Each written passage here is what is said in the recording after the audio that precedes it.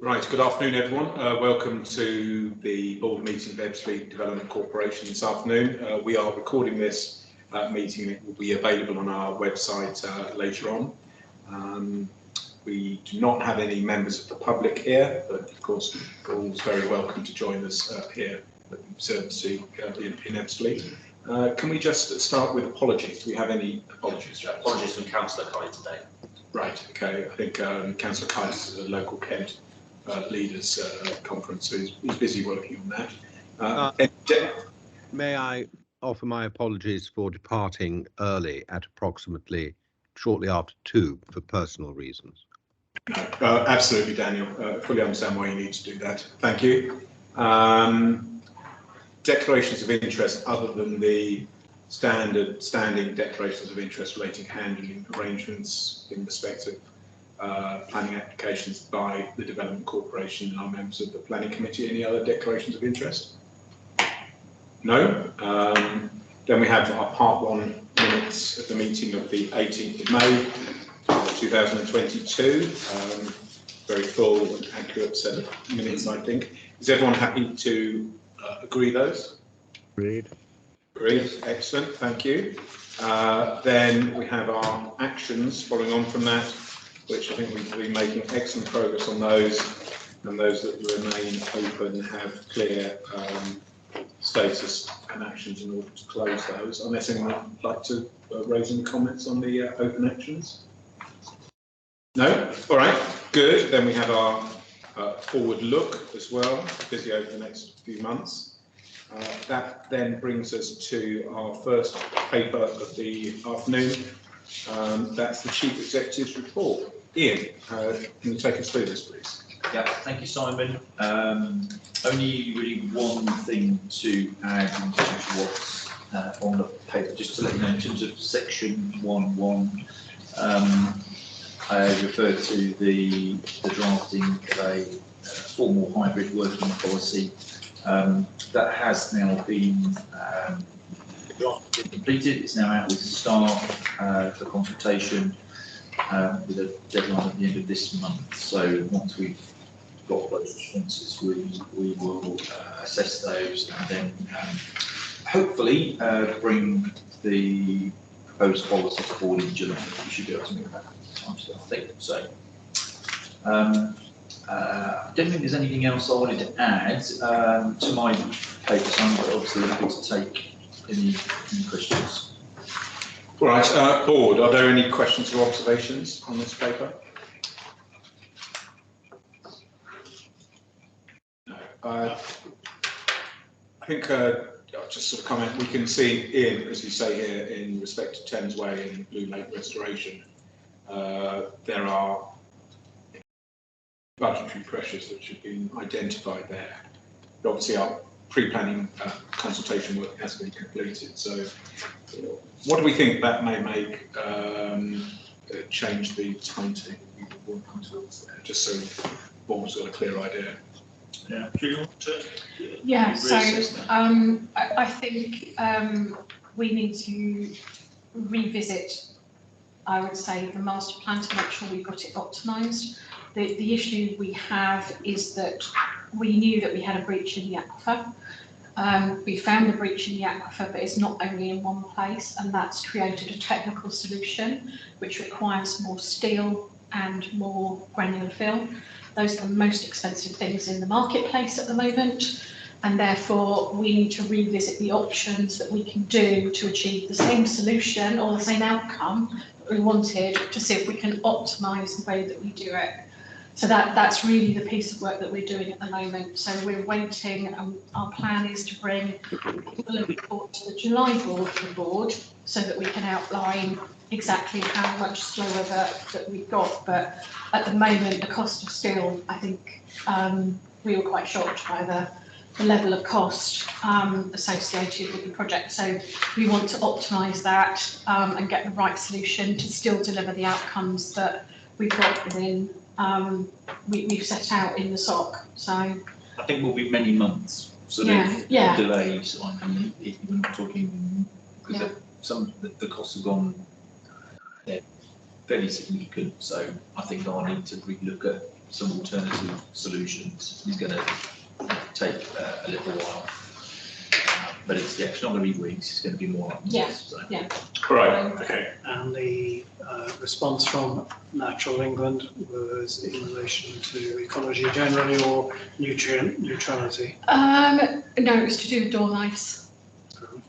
So. Format.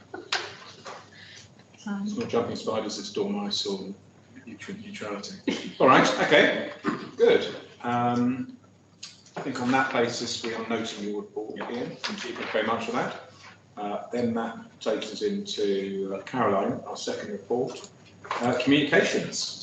Caroline, please take us through this. Yes, so within the 6 weeks that I have now been part of the team, the documents presented have covered how we can move towards a more strategic approach to delivering communications and marketing on behalf of the Garden City. Within these documents, for you to note, I developed 5 future strategic objectives with these, which will just help guide us to develop a more consistent approach to all of our communications and marketing endeavours. These are building a strong brand. This includes work around the narrative, which will be discussed in part 2 of this meeting, showcasing the role and successes of the Development Corporation, turning residents and local communities into advocates, promoting the future vision of the Garden City, and working collaboratively with our stakeholders. So really of note, alongside everything that's included in the pack, I welcome your feedback and questions as to the allocation of our core projects that will be outlined for the rest of this year, alongside the budgets that have been assigned to them. So these core projects that we will be working on in the first instance will be, again, delivering the Garden City narrative, designing and implementing our Ebbsfleet Garden City brand guidelines, capturing up-to-date photography to show the growth of project milestones and the hard work of all of our teams and stakeholders, and redesigning and updating the Garden City website to utilise the new narrative, utilise the new guidelines, and implement a better, more professional look to our website, which will then help as a springboard to the way that we deliver further campaigns and further engage with the public. All right, Caroline, thank you very much for that. Board, can I have your comments and observations, please? Yes, John.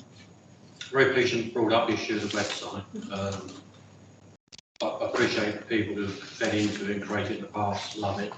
And I'm at risk of offending people who don't mean to, but I don't like it. You're not alone, John. It's okay. You're not alone. For me, it is. It was its time. It was amateurish in a way. It's very difficult to navigate around it.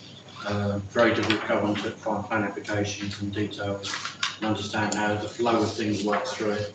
The drop downs don't particularly work well. And I know I may have a strange logic process in my mind, but my logic process certainly doesn't fit that website, because there's nothing logical about it for me. The whole thing needs to be revamped. Yes. So I'm pleased you're proposing to do something. Excellent, thank you. So within the budget breakdown, the costings that have been allocated to the website amalgamate all of the technical developments that will be required to streamline the process on the website, front and back end, but also to utilise creative agencies to help bring the vision and the Garden City narrative to life. So when I say development of the website, it really is twofold. Technical, to alleviate a lot of the problems and to enhance the way that the public can tap into our consultations, engage with us as a public body about the Garden City, and also to really bring our aesthetics into the 21st century and create a more modern and appropriate look for the website. All right, Neil. Just a quick comment. I think you've achieved a lot over the 6 weeks. You've identified issues and carry on at the same rate. It's going to be excellent for all of us. No pressure. Thank you. Thank you.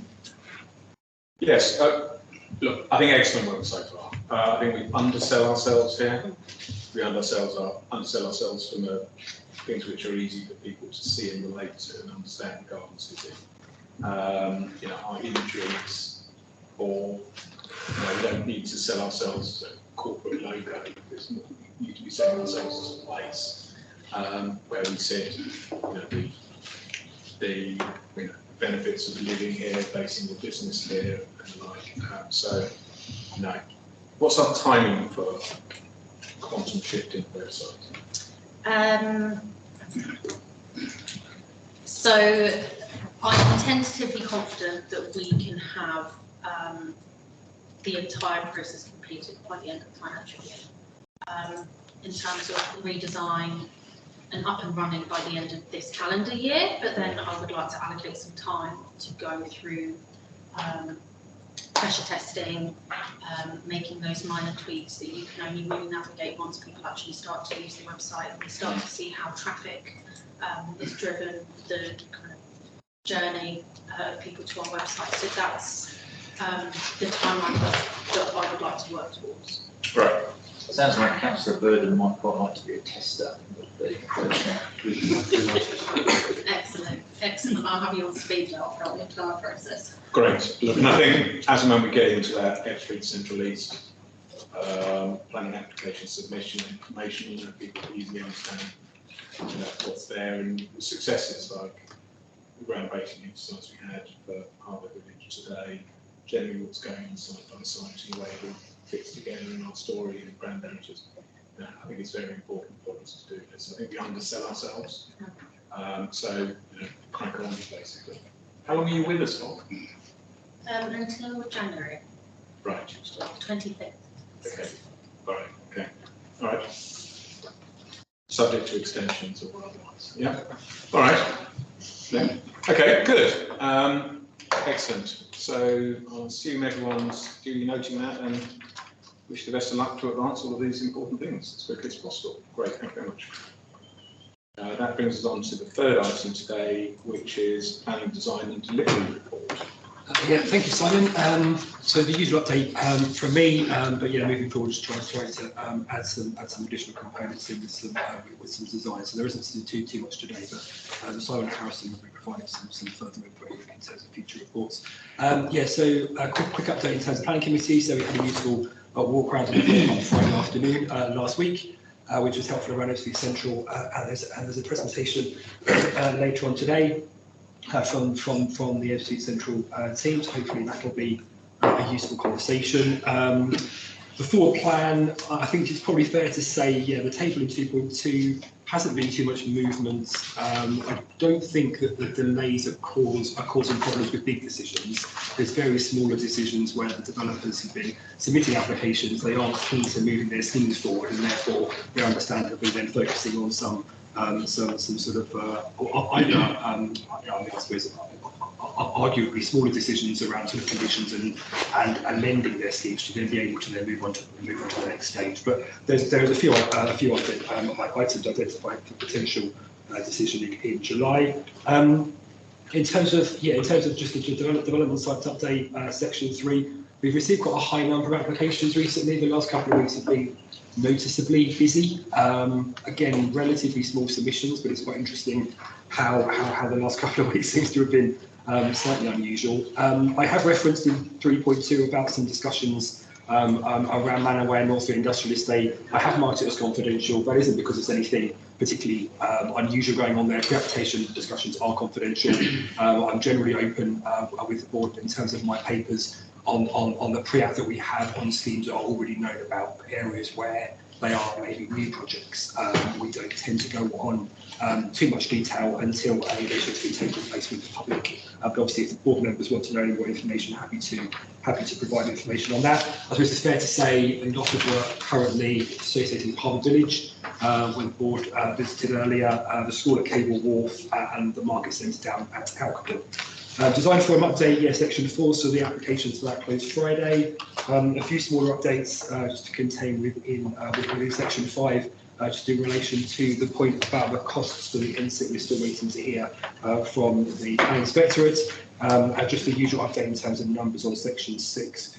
So 95 completions so far this year, and 215 starts. That does mean that the current number for started and not completed. So the current stuff that is underway is probably at its highest ever. It has jumped quite a bit, but that obviously puts us in a good place for completions this coming year.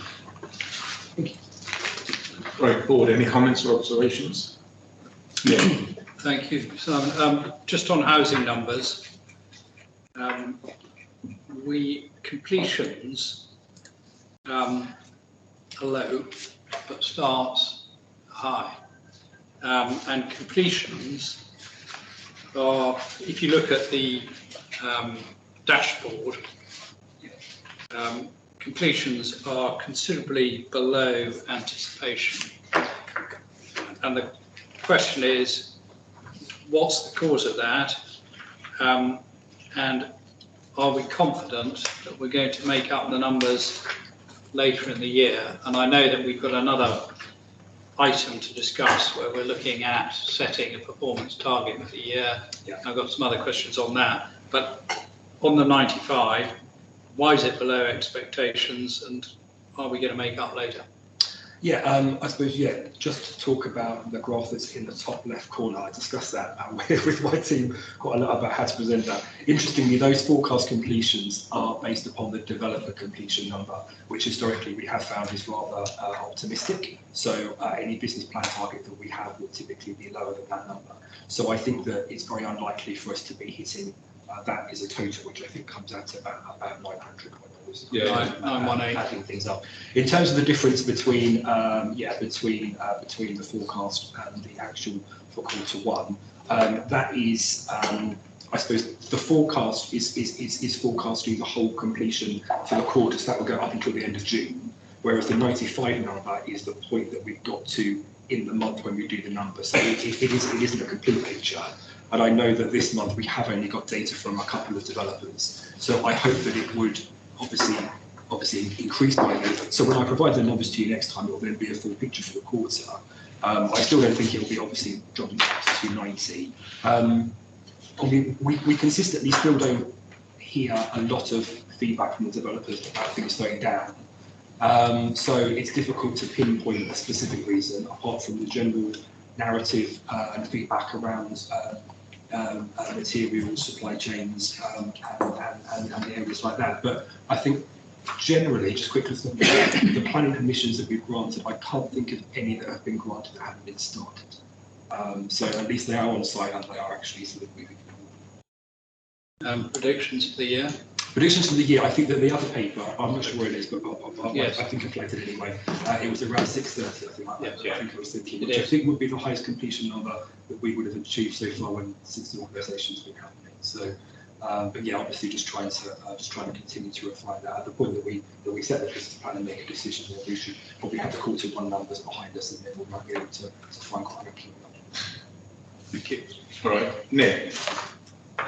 In section 5.2, you talk about the planning liaison group. Yes.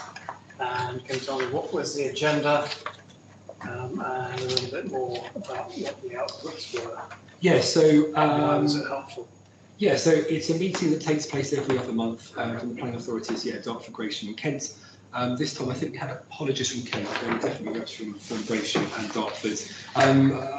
This time we had a presentation from Cases and Heritage because they're doing some work looking at characterisation work in the area. So they're taking some sort of technical heritage work that they've done, interpreting that into a characterisation piece, which when we can then hopefully then engage with local interested parties on, and councillors, I've already mentioned it's joining others, and then moving on from that, hopefully then at the end of the year we can then start to think about interpretation and the way in which some of those things can come to life. So we spoke for a while about heritage. They provide us updates in terms of the local plan work, in terms of any evidence that they're working on, or any submission pieces there. We provide them with updates in terms of obviously any emerging projects that we're working on they might want to be involved in. For example, retail provision across Ebbsfleet is generally something which is quite a strategic issue. Therefore, they can give us some guidance in terms of who to liaise with in their authorities. So it's a really helpful sort of useful touch point. It just sort of provides just provides some structure really, just to be able to sort of go through. We have a memorandum of understanding to explain how we work together. We were talking about planning enforcement, for example, on that meeting. We update them on numbers, various things. And can that forum get us some sort of standard mechanisms that we can utilise on biodiversity, urban greening factors, that we can start to impose in our planning processes? And is there anything that we can be putting in, lobbying into that forum on SIL projects? And finally, can we start pushing harder on Part L interpretations to be coming through from the plan, so that they can be tougher and the garden city can be greener? So in terms of open space bits and bobs, interestingly, we did have a session with Natural England and the EA a few weeks ago now, where we were talking about the priorities of the three different organisations, what we're trying to do across Ebbsfleet. They were then also talking about T2100. Natural England have got some ideas around sort of habitats enhancement and sort of biodiversity things for the south UK too. So an action from that was to try to do some joint pieces of work there to try to articulate a joint vision around that. Obviously, that would have to include Dartford and Gravesham. On a slightly wider scale, there is some Kent-wide pieces of work being done against biodiversity net gain, whether it's a 10% target, whether it's a 20%. So there is a strategic piece of work that is taking place with all of the Kent councils. So we don't tend to talk about, obviously, the Kent work in that meeting, but if we were then doing the work with Natural England and the EA, that would be the obvious forum to engage with those councils there. The point about SIL, so SIL's relating to Dartford and not Gravesham. SIL, there is a process whereby Dartford decide how to spend money. So there is a working group, an advisory group to Jeremy. That meeting takes place, I think it's every 6 months, and then the decision point then goes on to the cabinet at Dartford. So we don't tend to talk about SIL and infrastructure stuff in that meeting because there's different forums. In terms of Part L, obviously in terms of the optional areas in Part L that can then be imposed through planning, we're very aware of those. They're certainly in the emerging Dartford plan. Things around space standards, water use, and things like that. I believe they've been in the emerging plans that Gravesham have done, and we've been providing comments to support the inclusion of those. There hasn't been any particular resistance from the councils about adopting the optional things that we can do. Because that's really the only way we can influence existing concerns. Yes, absolutely. And arguably, depending upon the way in which the existing consents are structured, local plan policy doesn't always override those. So we have been doing some work to understand, even with the emerging Dartford plan, where it talks about carbon reduction and various other sustainability measures. How does that fit with the sustainability strategy for Eastern Quarry, for example?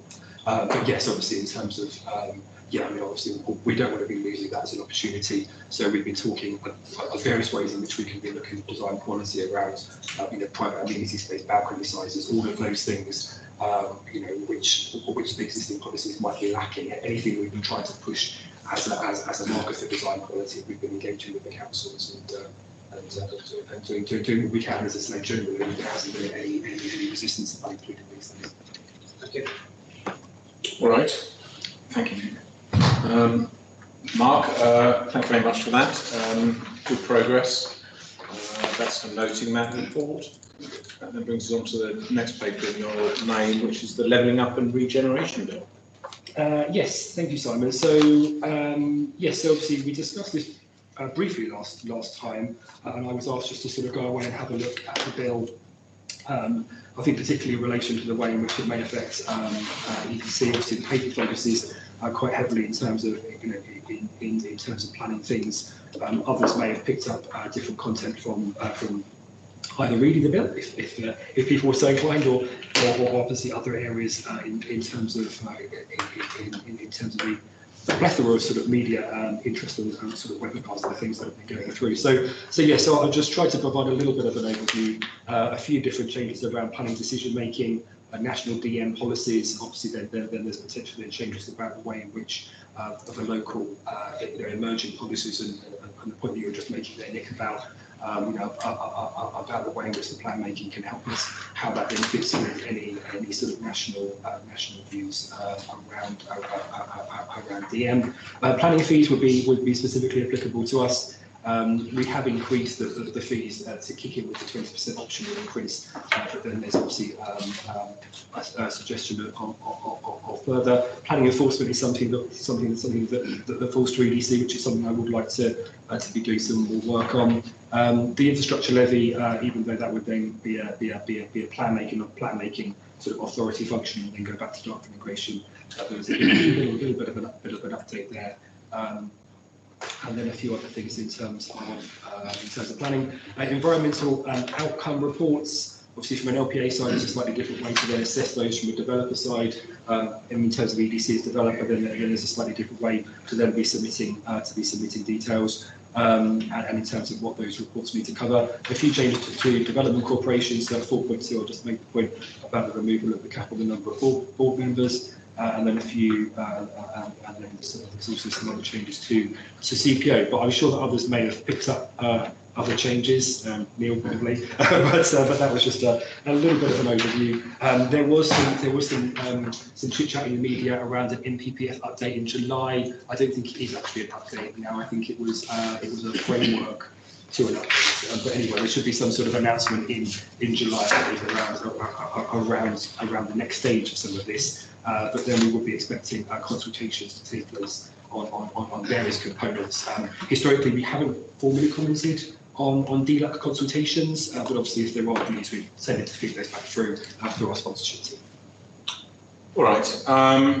Comments. Neil, I'm particularly interested in your comments, given your expertise in the area. Well, there are quite a lot of changes to the planning system here until Daniel and his colleagues change it all again and amend it. Just some that I think might impact on us. I mean, I think the decision-making process that you referred to will change and will depend on these national development management policies, which in the event of conflict with the local plan, as you say, are going to prevail. So we need to keep a look at that. But something I'd like to raise that is relevant to us are these design codes. And you refer to that in your paper at 2.3. But it's the local authority that's going to have a duty to prepare a design code for their whole area. And they're going to have to set that out in their local plan timetable, which is the equivalent of the local development scheme. But from our point of view, because the Garden City has its own design, its own objectives, what I would hope and encourage is that there's going to be, and I'm sure there will be, liaison with the local authority planning departments, because if there are going to be design codes for Dartford and Gravesham, you really need those to incorporate a separate design code. It's up to them, they're the plan making authorities, for the garden community. And I think that this design code for the whole area may be a good idea, but it's going to be difficult for us because we've got a distinct area in two local authorities. So that's one thing I just ask you to look at. You refer to supplementary plans. That's all well and good, and you say these plans are going to be helpful to EDC to articulate certain areas, but we're not the plan-making authority, and they'll be promoted by the plan-making authorities. So again, if we wanted a supplementary plan, it's going to have to be close liaison, and it may be that there could be a joint supplementary plan for the EDC area promoted by the two authorities, but again, discussion. So I think those are areas where, and it might all be amended, and Daniel will have had it all taken out, and we needn't worry about it, or something will happen. But for now, I think we need to look at those.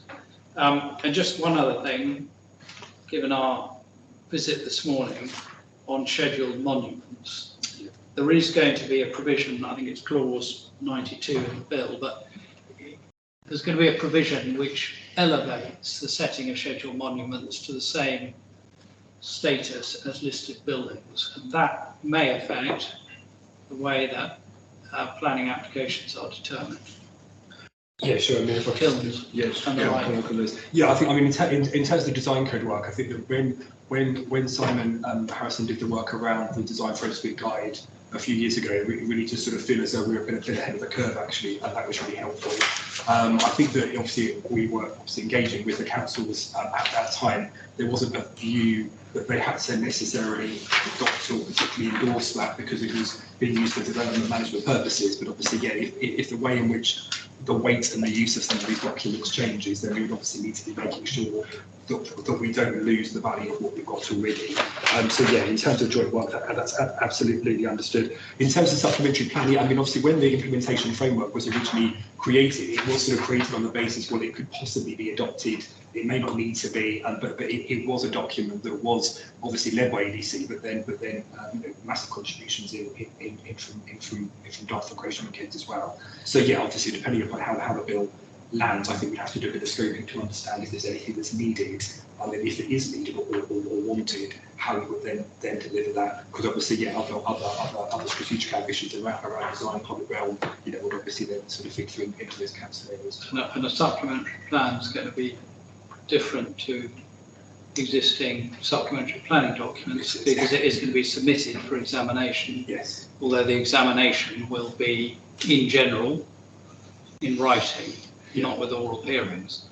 But I think a bit of advance liaison with the plan making authorities might be useful because we don't want to lose our ability to set the design agenda for the Garden City. No, absolutely. In collaboration with the plan making authorities.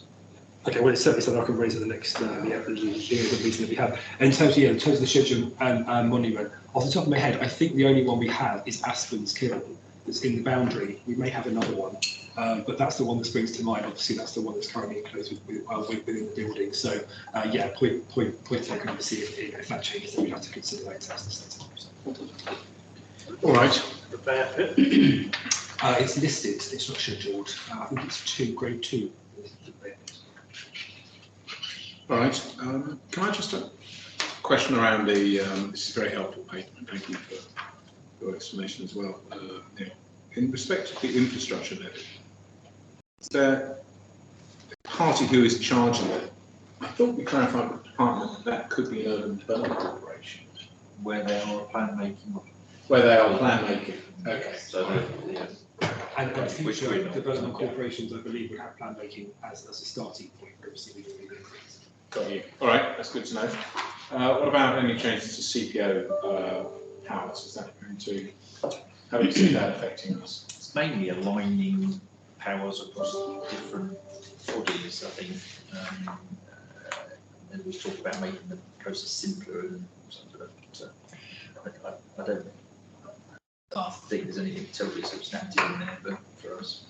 I think probably not something substantive for the Development Corporation, but there are changes proposed which will restrict the right to be heard, to have an inquiry. Whether that will get through and how that's been certified as compliant with the Convention on Human Rights, I don't know, but that might be controversial. And I think there are also proposals to change the valuation of land on certain compulsory purchases. I don't think it'll get rid of, for example, Stone's costs, but there are some proposals to change that. All right, good, thank you. So I think that paper is for noting. Thank you very much for that one, Mark. That then brings us on to Ebbsfleet Living. Kevin. Thank you, Chair. I'll take the paper as read, but I just pull out a couple of key sort of highlights of the month, of last month. First of all, to say that the Ebbsfleet Garden City Community Board met on the 24th of May, and that was chaired by both Councillors Kite and Burden. The focus of that meeting was very much trying to understand how we get more people involved from residents in different areas of the Garden City and community activity and shaping future events and different things. So we had a long discussion and lots of ideas came from that. I'm happy to say since that we have had a working group established looking at setting up a volunteer network and having some volunteer events to try and get more people involved in shaping future events and activities. We have agreed also to have a refreshed recruitment of the community board, which we'll do later this year, to try and get new members and get a greater variety of members, particularly from the new areas that are emerging, like Cable Wharf and Ashmere and other places. So again, we'll sort of kick that off towards the end of the summer to get sort of more members and a more diverse range of members from across the different areas of the Garden City. So we'll keep you informed of how that progresses. Like everywhere in the country, the highlight of the last month has been the Platinum Jubilee, and lots of celebrations were taking place for that. EDC worked with the developers to dress the city and have bunting across quite a lot of the areas to kind of get into the spirit of the events, but the real highlight were the community parties that were led by residents in their individual streets, generally by them with minimal support from us. And we're really glad to see, and we've shared some images on the report of some of the really exciting events and activities that took place. So people really did embrace it, and it shows a real strong sense of community that's emerging in streets and neighbourhoods in the Garden City, which is really, really encouraging. I'd also like to take the opportunity to announce we were sort of tasked by the board and the community board to think about a longer lasting memorial to the Jubilee. I'm glad to say we've worked with Henley Camland to announce that we are going to call the new park at Castle Hill Platinum Jubilee Park. That will be the first of the strategic parks in the Garden City, part of the future grid of 7 parks. It's going to open on the 29th of July, and again, I think that'll be a significant thing both for the Garden City in terms of having a new park, but I think the Platinum Jubilee title is really befitting as a long-term legacy for us. And in line with that, we're also working with Henley Camland residents, a local company called Cohesion Plus, an arts organisation, to have a really significant event on the 30th of July to mark that opening and a continuation of the Platinum Jubilee celebrations. And again, members of the board and residents from all over the Garden City will be really encouraged to attend that, and we'll share sort of invites for that as it progresses. So that's really the highlights of the month ahead. Happy to take any questions on the report. Thank you, Kevin, as always. Great work. Board? We're just going to note the excellent work and carry it on. We look forward to the invites for that event. All right. And a better sign for the Platinum Park. The Platinum Park sign wasn't by us, and it's a temporary sign that's going up just to announce that they are going to call it that, and they want to do that for Jubilee. But yes, I do trust the signage will be in line with the rest of the Garden City signage. A little bit of public art. Yes, don't invite Nick for when the curtain pulls back and he goes, oh. No, you'll get to see it, will you, and make sure that it's not our park and it's not our sign, so it is Henley Camland. So obviously we're not necessarily consulted on it. I don't know if they have. I think Camland will have to approve it so we can call the agents. Yeah, okay. Let's make sure it's appropriate. It's very good of them to make sure it's appropriate quality. All right, excellent. Thank you very much for that, Kevin. Right, Julia, investment plan update. Thank you, Chair. So in section 1, we've set out the expenditure to date, both on the CDAL and RDAL. So just a reminder, the CDAL is commitments and receipts only, and the RDAL is our spend against the full 1.3 million that we have allocated. It is probably not a profile that you would normally see in the year, because we would have been able to start planning our work much earlier. But obviously this year we weren't able to do that before we got our allocation. So the work is on progress to be able to do that. In terms of section 2, in Annex A, there's a detail of what's going on with it, which project. So whilst the expenditure is not high, I can assure you that the volume of work going on by the whole team is significant. Just a few highlights for you. In terms of the A2, just to remind the board, the A2 project is a beam in Ebbsfleet Junction. We forward funded 45 million out of the 125 million project that you see substantially complete out there today. Highways England have advised us that as of, we think, the end of this week, early next week, for all intents and purposes, that is now complete in terms of the physical works. Because of the planting season, the landscaping will be completed in the autumn. And for those board members who were here when we approved the Ebbsfleet Gateway project, all of the planting is in line with our landscape palette, which is climate resilient and biodiversity rich. So National Highways have taken on board what we've done and applied it to their scheme, which I think is a really great thing to see first. Other things going on out on site.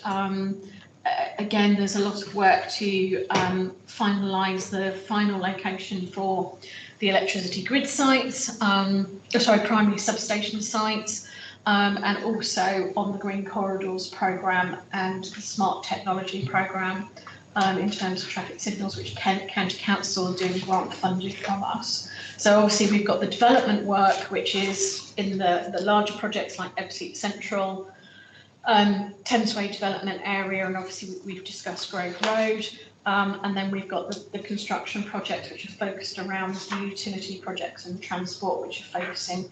So there's good progress continues to be made.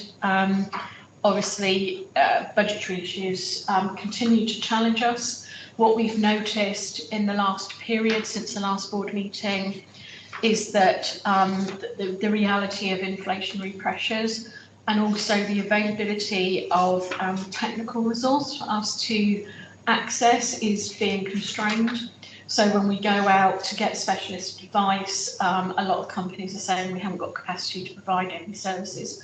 So, you know, we are facing a bit of a perfect storm at the moment, but we continue to look at each project and we will continue to reevaluate both the procurement routes and the contracting routes, depending on the situation when we get to the point when we need to do that. I think we've just got to be probably not set in our way at the moment in terms of contracting routes and procurement routes.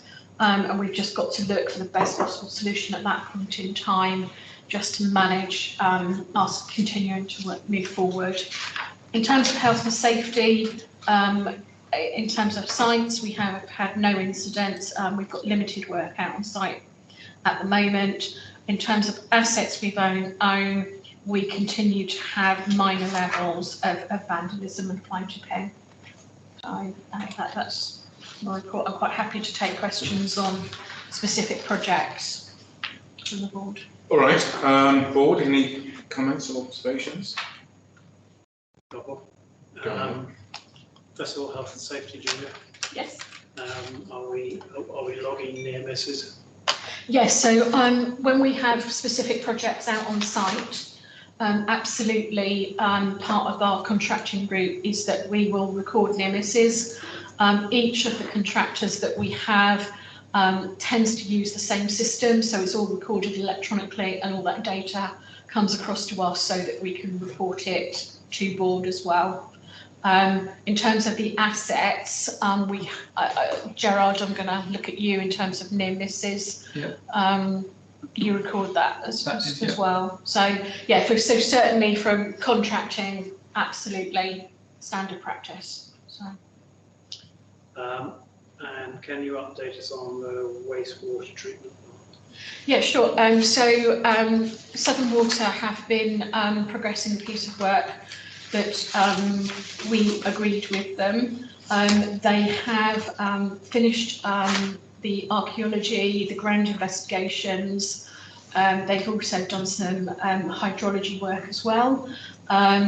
We had a large workshop with the team and also with the EA as well, because they're a key partner in this.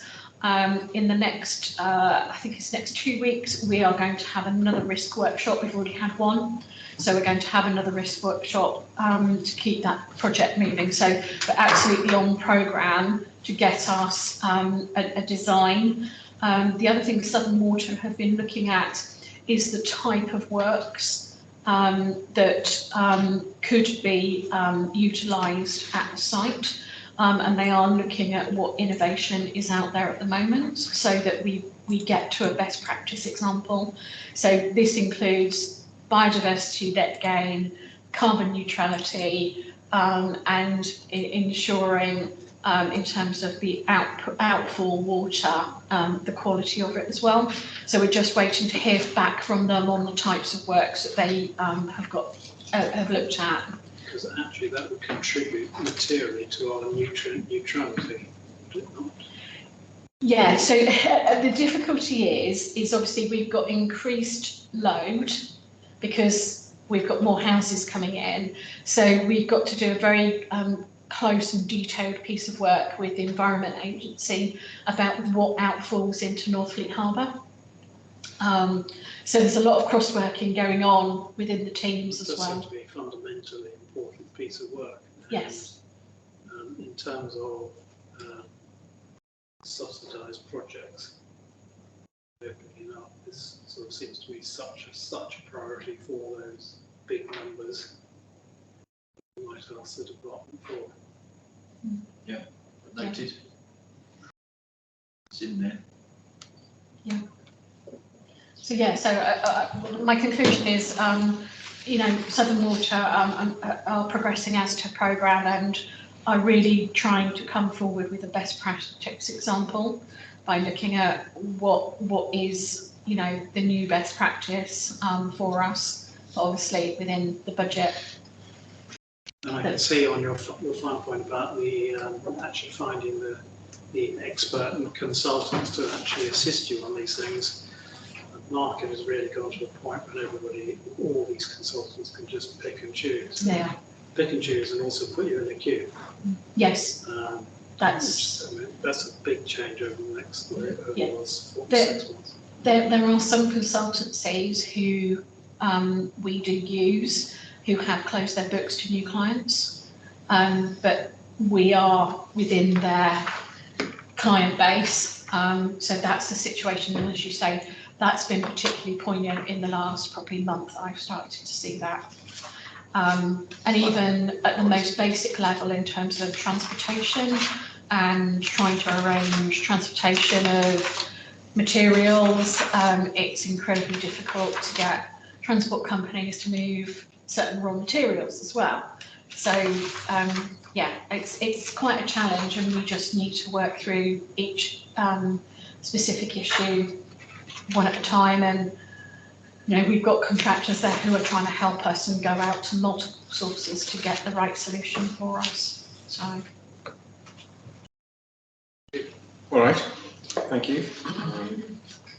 My own small way, I drove here, came in on the south of the M25 and then the A2, and was incredibly impressed with the road network getting in here. Actually, really can drop into Garden City, got significant road network with comparative ease, I would say. So whether you can get away from it in the rail strike with such ease, we'll see later. But it's it was very impressive, actually. It was a hard-won project. Yeah, very, very impressive. You really are into the heart of the Garden City very easily, very quickly doing that. You're not going through pinch points and otherwise. So, but you only drove because the trains were on strike. yes, I did. Yes. But you know, generally, I thought fantastic connectivity. Train system is great. You need to come by car as well. Yeah, it's very impressive.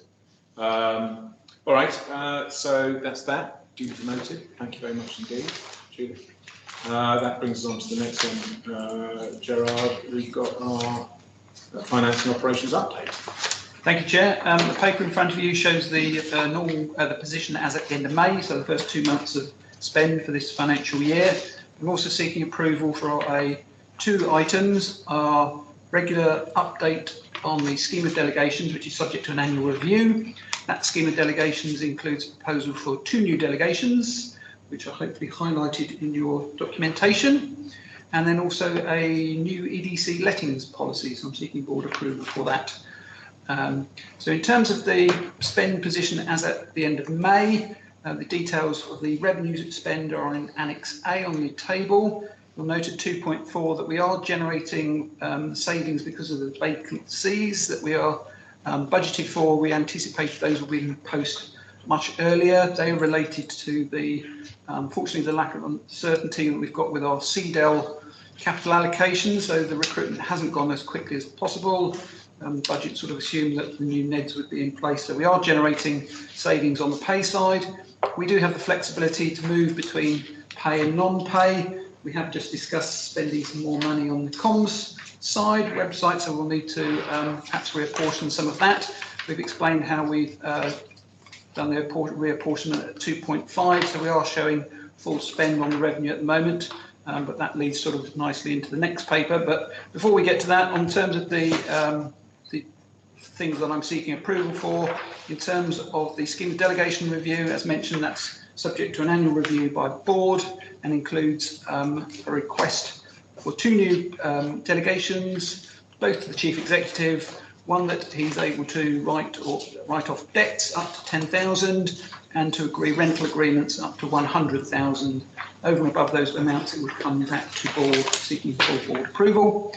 And linking to that is obviously our new lettings policy, which hopefully is relatively self-explanatory. Happy to take any questions. All right, Paul, thank you very much for that, Joe. Any comments or observations? Right, I'm going to assume it's steady as it goes, and that we are approving the scheme delegations and the new letting policy as part of this approval for this paper. Thank you very much for that. How solid is our income? And what are the main constituents? So this is ignoring the planning fee income, which for this year, it's going up. Yeah. For this year, it's very good. Our certainty. We have a nice tenant on the international car park, being the HMRC, being the customs facility that they are using down there at the moment. When that goes, it is intended to be temporary. It will go at some point. Then our income will drop significantly at that point. In our SR submission, that was timetabled forecast to be at the point that our requirement for revenue programme project feasibility spend would also reduce, that we then have the scheme projects worked up that we could then spend capital, so our requirement for revenue would drop at the same time as the income drops. And is that still, our tenant there, our timing may have moved back a little bit in Ebbsfleet Central, so our tenant's appetite to extend the current lease terms, I think what we agreed was the last time they asked for an extension, we said yes, but maybe this will do it again. Yeah. But may they want to stay there longer, and may we be able to accommodate them for longer? I think, I don't know whether they would want to stay longer. So the current discussion with them, we've only just had legals through, which you previously approved to say sign was to December 23. That would be, there's no indication at the moment that they would want to stay longer than that. Right. But I think you're right. If we received a request from them, we would consider that in the light of where we are with Ebbsfleet Central. Right. Okay. All right. Neil. Can I just ask something on the Annex A on expenditure? If you go to Swanscombe Peninsula DCO, we've got nothing in for the budget, but we have the rollover. We do. And we spent 21,900, which is shown as a variance. As nothing much is happening on the DCO, what was the 21,900 on? Was that up to the time when something was happening on the DCO? It was, a lot of it was actually around the cost claim, which I know might sound strange, which is starting to spend money on the costs. But obviously, yeah, there was work by Quads and by Pinsons in terms of submitting that. And then there was then correspondence for them to review and then go back and then again to respond to a follow-up question from Pins. So that's what that. Hopefully we'll get some of it back. Yeah, but also that would then be split 3 ways, because that's obviously on behalf of cost data. Oh, is it? Yeah, so we still need to do the reconciliation for Dartford and Kent for money spent so far. So that's some way to do So this. we get some. Yeah. So there'll be, we'll only be paying about a third of it. Yes. All right. So I'm assume that the recommendations are approved by the board as part of that paper. Gerald, thank you very much. That then brings us on to final paper in part one part of this meeting, which relates to. Mr. Chairman, I'm going to leave the point if I may. All right, Daniel. Thank you very much for joining us. Yeah. Bye-bye. Goodbye then. That then brings us on to the final part one paper, which is our revenue rental budget efficiency report. This is something the board would like to look at within a budgetary cycle overall, just to ensure that there's appropriate optimised use of public money. Gerard, can you take us through this, please? Thank you, Chair. Following board's request at the last meeting, we've tried to set out a response to the question that was posed. So at section 2, we give you some background as to the revenue allocation we've received from the department over the last few years. You'll note that it's broadly been the same. That brings challenges with it, the fact that it hasn't increased year on year. We've had to fund out of that allocation any new things that appear. So last year we didn't give any pay awards. This year we are proposing to give pay awards. Last year the DCO process kicked in. Prior to that, there hadn't been a DCO process, examination. So any new things and opportunities that occur, we buy land, we therefore increase our estate management costs. So we've had to manage the budget quite carefully. 6 million is obviously a large amount of money. However, when the amount of things that we are trying to do with it, our budgets are relatively lean. So we have a split between pay and non-pay. That's a historic hangover from when we were considered to be central government, but we're no longer that. But we've had to manage within the budget we've been given. Each year we've gone to a sort of zero-based budgeting approach, and we've built budget requirements up from the start.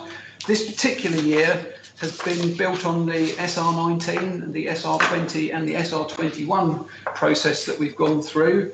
So we've been working on what our staffing requirements are based on what we thought we were going to deliver within our spending review submission, what's set out in the vision, what's set out in the corporate plan. So the assumption is generally that more staff would be needed in-house. We're currently around about the 40 staff mark, permanent staff. The assumption within the budget was that we would increase up to sort of 50. So we've moved the budget around and put more into the pay lines. As I mentioned previously, that recruitment assumed that we would have had our CDEL allocation, we would have done the recruitment, and those posts would be here by now. So we haven't done that recruitment as planned, so we are generating staff savings. If we were looking to do different things with those staff savings, they could be utilised differently, and that's sort of what we're proposing for this year. But if we were looking, I don't know, perhaps to do something with that money, you could perhaps not recruit as we'd originally planned, and that would generate some sort of savings. The actual question was more around efficiencies. How could we be more efficient? Our scope for more efficiencies is a little bit limited. We've tried to do everything we can. We've had to deal with sort of inflationary cost pressures as best we can. We could sweat our assets harder. We could rent out space in here. We could start charging for planning pre-applications. That would all generate a bit more income, which could potentially free up or reduce the amount of allocation that we need from government. That's an option. We use consultants for various things. We could bring those in-house. We're proposing to do that with the procurement roles. If we increase headcount, that obviously has a longer-term budgetary implication, ongoing staffing costs, pay awards, those sorts of things. So in the report, we have highlighted where we think some efficiencies / savings could be generated. Those savings do all have an impact. They would reduce the ability of what the corporation could do. They are unfortunately not cost-free. We could reduce the spend on environmental ambitions. We could reduce the amount of money we give on the community investment fund. We could reduce the amount of money we spend on the community. That would all impact on placemaking. We could reduce the amount we spend on estate management. We could do, unfortunately, what the councils have had to do and cut the grass less. Those sorts of things, if you leave the place looking a little bit unkempt, tends to encourage fly tipping, low-level vandalism. So it really depends on how we want the estate to look. So there are opportunities to make some reductions. The budget, as I say, has been built up carefully over the last 2 or 3 years, particularly for this year. So it would really be for the board to decide if they want to generate some savings or efficiencies, what the consequences of those are. As I say, if we want a quick win, there are some payroll savings this year. That would be a one-off. If you want longer term savings, they could be, you'd have to decide not to recruit as many people. Yes, Ian. Can I just add to that? I think it was Lord Moylan that raised the question in the previous meeting. I think he quite rightly identified that it's good practice to keep the executive on their toes by asking what efficiencies can you find. We have our DEL budgets now fixed for this year and the next 2 years. So at the moment we're not being asked by the department, and I don't think we're being asked by the board to cut expenditure out. Our settlement is clear. What I think we're trying to do here is demonstrate that as an executive, in order to accommodate new priorities and spend pressures in a flat cash situation, we're already displaying that discipline of finding efficiencies. We wouldn't have been able to accommodate a pay rise, we wouldn't have been able to accommodate all those other cost pressures if we weren't managing that budget effectively. We've then gone on, as Gerald said, to say and given we will have the same RDEL budget next year and the year after, and inflation continues on its current trajectory, we are going to have to find more efficiencies next year and the year after in order to accommodate some of those things. So, I think we were trying to reassure the board that we have had to have that discipline in being more efficient, and we're going to have to continue to have it if we're going to live within that flat cash settlement over the next couple of years. But it's going to get tougher, as Gerald said. We're going to be getting down to, well, we could save some money here, but it's going to have this impact, and that'll be for us as the board to consider how we want to achieve those efficiencies in the future. What we're going to have to sacrifice in order to do that. Good. I think it's been a worthwhile exercise because it's also given us an opportunity to understand the way in which incremental expenses have been absorbed within that cash budget. Can I explore just a couple of areas here? How many square feet do we have in these offices, and what will be available to let to another tenant? What's the comment? What the square footage is? Well, previously, when we, off the top of my head, I can't recall, there was a tenant in this floor when we acquired the building. Henry Cameron were basically on the roof. They've obviously taken some space, and we've had to build a wall. So that your opportunity would be either to look at that space on the first floor and/or this space that we're in here. Obviously, meeting room space is a challenge for the organisation. This quite doesn't work in terms of acoustics and audio visual. So there's proposals to look at how we resolve that. But if you were looking to generate some rent, you would be looking at this space on this floor. And then again, you might need to look at walls. So there might need to be some upfront cost to make it. Okay, so I think this is important to the board area, this area, for the Development Corporation. I do wonder a bit more. Tell me it's maybe wonderful space, but over there, I wonder whether there's ability for a tenant to be in a space where we, just get our sandwiches.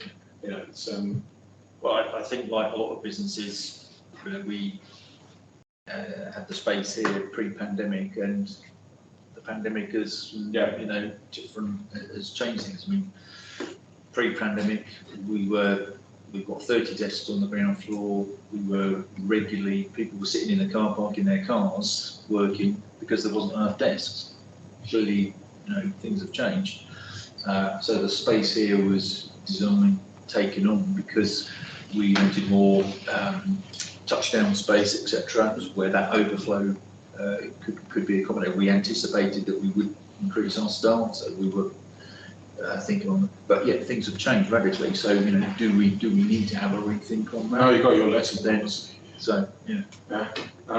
So what do we think about seeing whether there's some space in the building which could be better? Well, I think that the question that Daniel posed was actually about fundamentally thinking about the efficiency point as opposed to cutting costs as to how we can do things better with less resource. So if you're at Tesco or whatever, everybody in the supermarket would be rewarded for coming up with ideas as to about how we can work better and more efficiently, and with a lower carbon footprint. So it would be good if we actually saw that everybody in the EDC was encouraged to come up with these ideas about how we could work more efficiently, what we could do with the office to save money, but to actually do more with the same number of people. I don't think it's actually about cutting costs. Daniel will recognise that putting in a planning application for Ebbsfleet Central, we need more people. Not less, but it's actually about different ways to working, and that we actually have a really flexible thought process as to how we're working, that everybody's encouraged to come up with ideas about how we can save money, how we can be more carbon sensitive. And the letting point, I mean, I think I suspect we want the space back in a couple of years, 2 or 3 years. So. Do we want to go and see whether or not it's possible to let that space?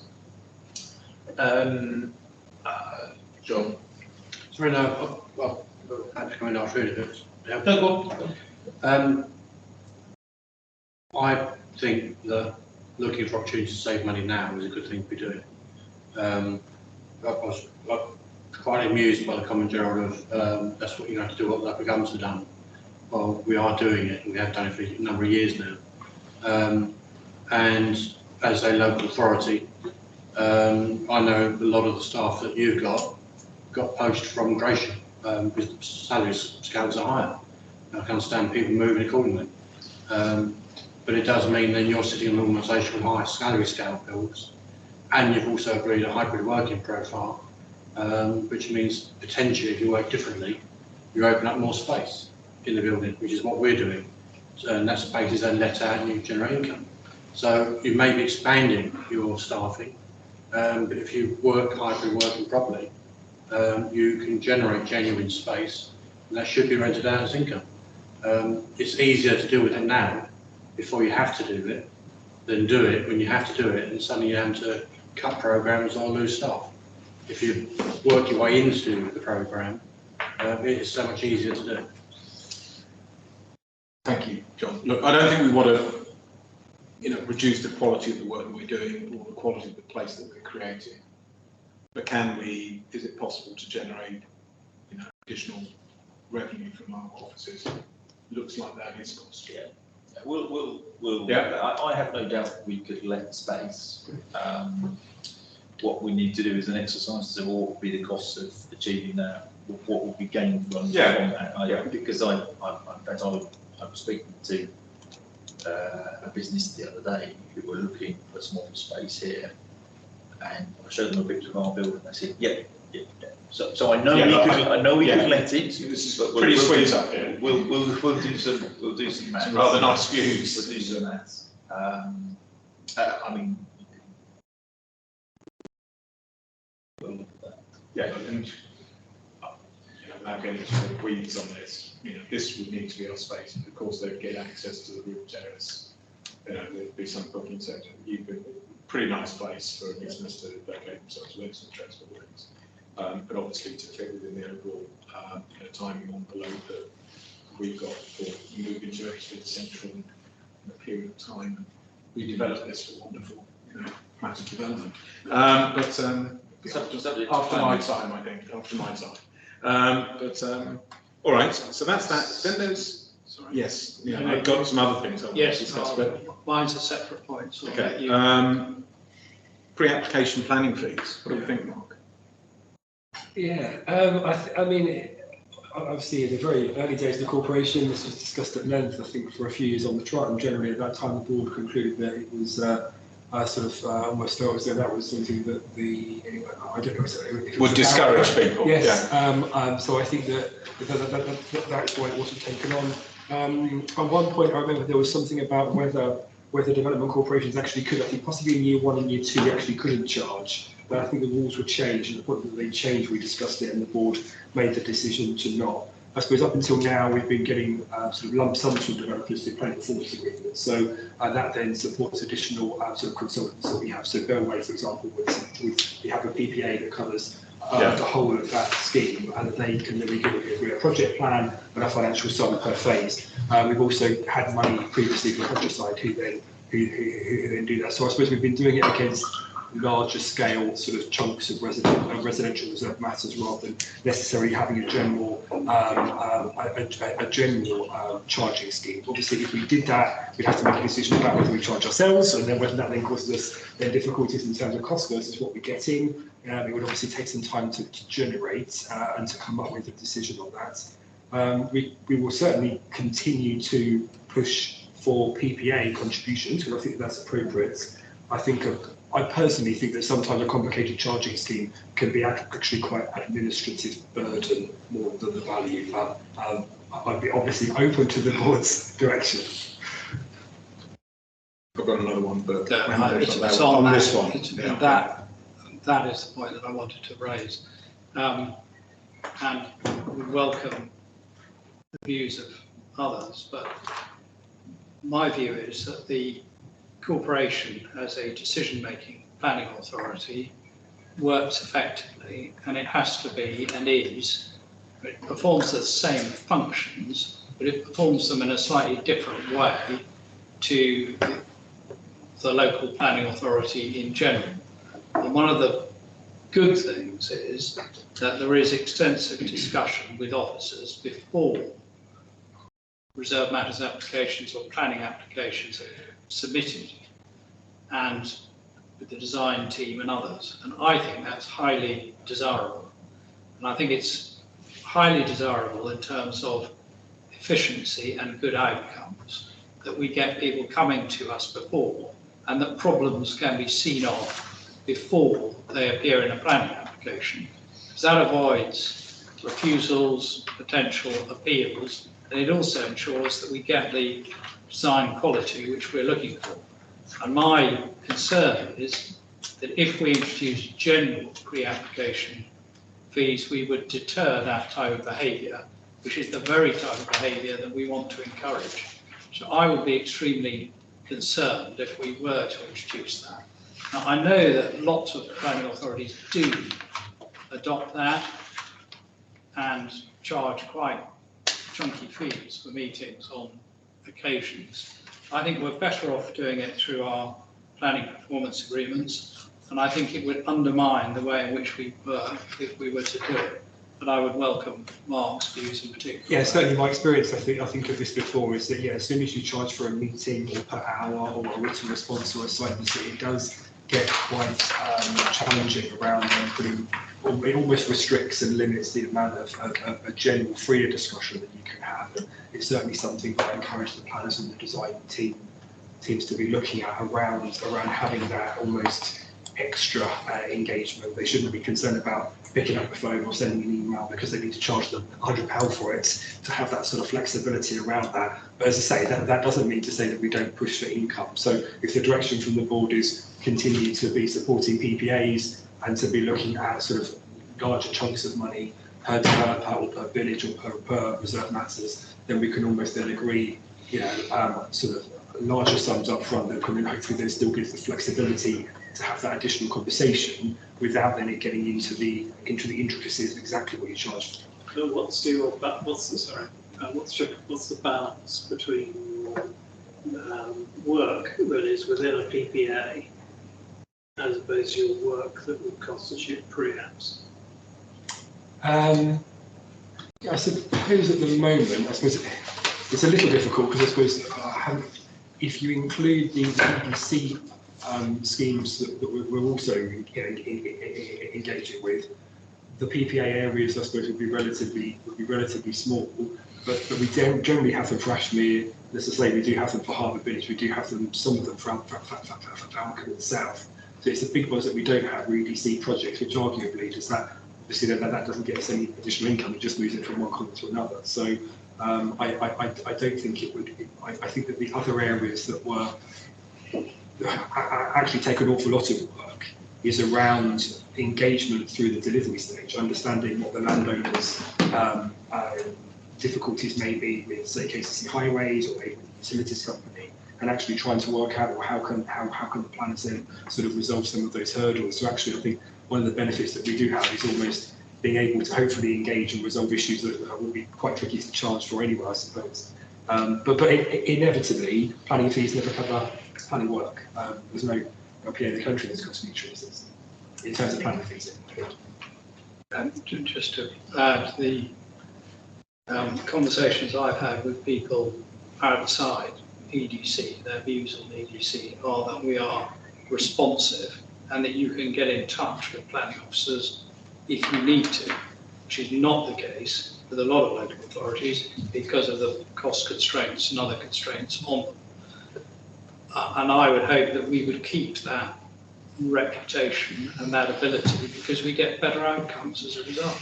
Yeah, and if I could just have one final thing, I suppose I have always been quite worried or aware. Obviously, if you start to charge, the assumption is that you sometimes then get a better service because the developers pay for something they didn't pay for before. And I do think that we are offering a very good service, and I'm not exactly sure how to tell you right now. So, all right. Okay, we've discussed that, and I think we've arrived to the conclusion we don't want to do that, and that's stay with our high quality So service. you have reached that conclusion, but on the other hand, charging for pre-apps, it might bring in $500,000.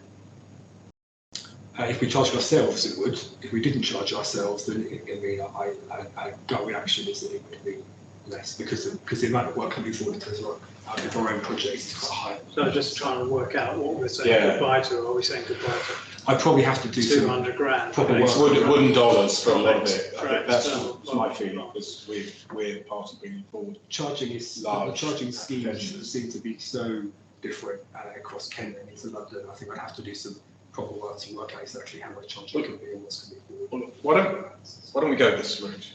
So at the moment we're not inclined to do it. But why don't you bring something forward in your next paper? Try to give an idea of that amount which could be raised, that amount which we will be raising from ourselves. So what the net benefit would be, just to satisfy next sensible question. I mean, I think one consideration is that if for example, government did say next year, well, you've got to find some cuts. That's not our position at the moment. I would say what we don't want to do is take all of our current potential things now and then really struggle to find 5%, because in my experience, government will bank what we've already done and that's what happened, and then you've got to find even more. So that remains an option to raise revenue through that. We may at some point, kind of more pressure, and we have to revisit that. But I personally would be going, don't find all these things now, and you don't do more. In the future, you've got to find some. Sure, that's a very sensible approach. And I used to local authority, and there are lots of rainy day funds in budgets. When it wasn't until you squeezed it, you saw the juice that came out. You're not charging for a couple of pre-apps, but then you basically say after 2 pre-apps, you've got to be in the PPA. I mean, that's actually use the free element of the pre-apps to say we will give you, X amount of work, but then you're at a PPA because then you're really serious. Sure.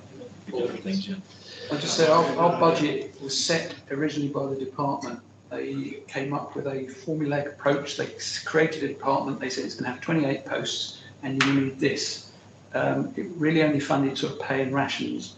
We've then over the years had to go back and get additional money for project feasibility, the non-pay for estate management. It's all come as a bit sort of, there was no original budget for that. So that's why our budgets, you say you're squeezing some local authority. We don't have that.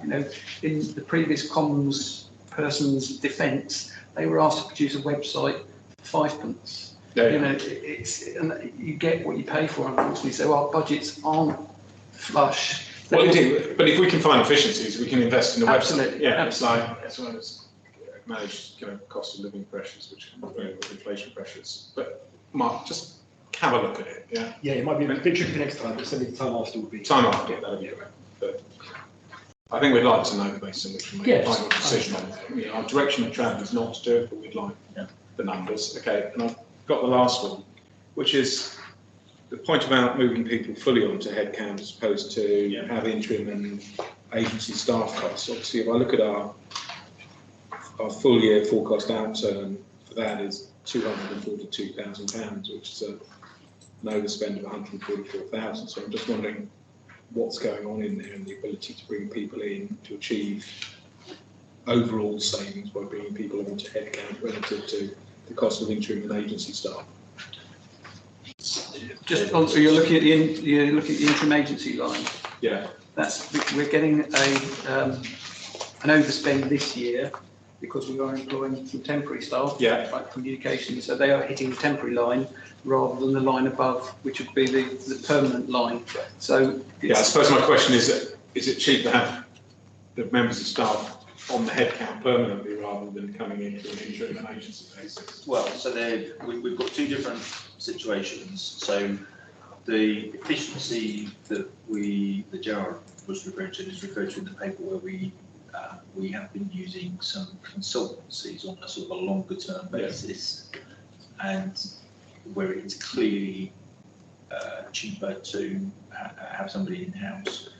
That's the case with procurement, as Gerard mentioned. That's what we're planning to do. But that consultancy cost is in the project feasibility part as opposed to in that temporary and agency stuff. So that's not what we are finding, Simon, is, so for example, Mark did some recruitment recently to replace some permanent planners, has had a low response to that. So we may need, as a next step, because we need to get some resourcing quickly, we may need to go the agency route, having already tried to. So they'll just, because it's then via an agency, we'll have to put it against that line as opposed to permanent pay line. So it's understood. And some of these planning professionals like to be agents, and so they're coming through that line anyway rather than being employees. I'd like to fight about this stuff if I could. It's just a bit of a challenge. So, and obviously, we just need to keep up with the outputs that we're doing. So, is there an opportunity to do that by, more kind of hybrid working, flexible working people, so they can be based? I think some of it actually. Maybe you're doing that already, but the planner, do they really need to schlep over to? It's a notoriously difficult market at the moment. I think a lot of places are struggling to get. Yeah, particularly for the level that we were recruiting to. So we'll just have to continue to see. I think there is something about when we go out to do more recruitment, how we explain maybe what the organisation does as a planning authority, without trying to poach staff, just to explain where we sit, because I think sometimes people can conceive of as a private sector organisation, and then some don't really understand the public sector function. So there might be a little bit of explaining about what I think some of that comes into the website. There's people doing their due diligence, and we've got a high quality website. You look at it and think, wow, it's a good place to work. I think, Simon, you said we undersell ourselves, and I think we've done that with recruitment as well. Yeah. So we've been talking to Caroline about we need to make our recruitment posts and much more appealing. We're not we haven't really kept up to date with that. So. Right. Okay, good. So I think in conclusion to that, we're going to have a look at what it might look like to let some space there. Yeah. But otherwise, there's been great work which has been done on achieving efficiencies within our existing budgets over a period of time. And it's not an organisation reduced to be squeezed out. So it's good to satisfy oneself that that's the case. All right, great. So that's that. That is for noting that report. Thank you very much for doing that. That then brings us to the end of part one part of our paper. I think there was one residual element of public question which we're responding to, which will be put on our website. So I'd like to thank everyone for joining us today at the board of Ebbsfleet Development Corporation. I think we've had a good session here, and we've come in pretty much on time, 4 minutes over. All right, thank you very much indeed. No, in fact, 6 minutes under. All right, that's great. Thank you very much, everyone. Great.